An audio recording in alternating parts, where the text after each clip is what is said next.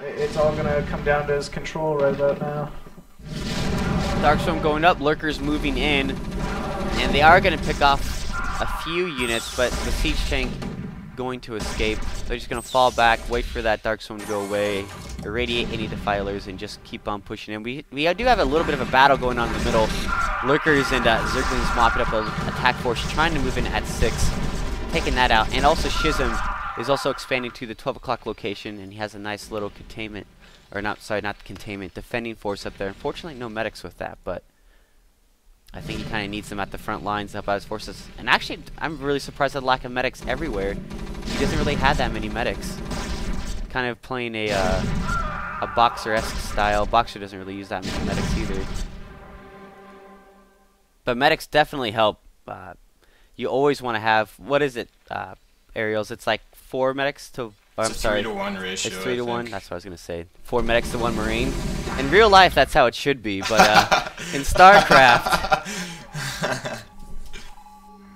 it's the reverse. And now Schism moving down.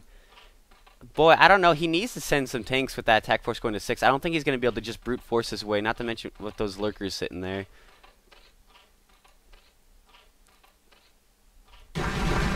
And I actually think Schism should probably throw up a 3rd starport, considering the fact that against Hive you need a good vessel cloud, and I only see 3 science vessels right now for Schism, so he definitely needs to concentrate on getting his science vessel count up.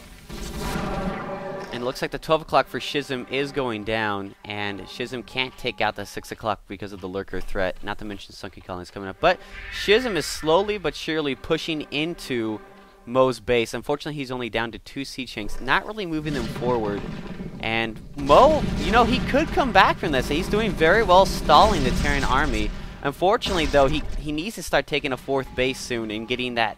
well, not really a 4th base. He needs drones, is what I'm trying to say. He really needs to get his drone econ going up at that 6 o'clock, because right now it's kind of lacking. And Machine, and now in this situation, do you think Mo has a chance to come back, or do you think that because he's been contained in his main base so long, hasn't been able to move out and harass, do you think he's just fighting a losing battle? Well, he's definitely significantly far behind, but, you know, if the Terran refuses to keep pushing in, you know, and keep putting pressure on him, if he secures that 6 o'clock main, there's definitely a possibility of him coming back, but it's, you know, very unrealistic, and I'm sure the Terran's going to attack at some point. And Aerials, what is it do you think Schism's just waiting for? Is he just trying to consolidate his power, just make sure he keeps staying in the lead, or...? Yeah, I think he's just playing it really, really safely, making sure he doesn't goof up any micro mistakes, and in case he does screw up, then he has like economy support himself to rebuild everything.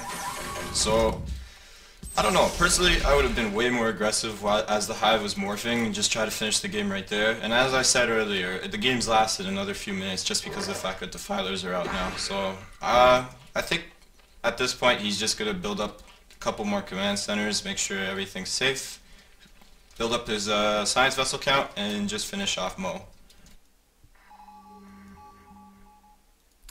And it looks like we're going to be seeing a big push at the 6 o'clock and on the natural of Mo as well. We can see the Siege Tanks inching closer, and we can see the Marines and the Fire Bats with only 1 medic for all of them. I think that ratio is just a little bit off. And there was a nice plague in there too from one of those Defilers, those Zerglings able to do damage, but reinforcements from Schism Space able to mop up that force.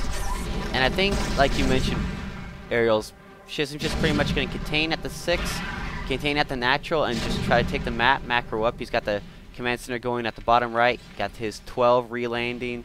He's going to be sending his SCVs up there and just keep... he's been scouting very well, scouting around, looking for any more expansions. Unfortunately, though, if he doesn't take out the 6 o'clock soon, that 6 o'clock main base is going to come online. That's just going to give even more resources to the Zerg to continue to build those defilers, keep putting pressure.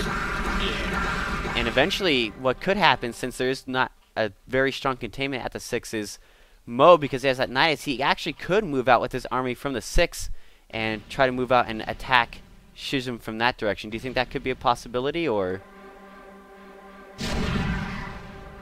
I guess it's a possibility. Well, I don't know.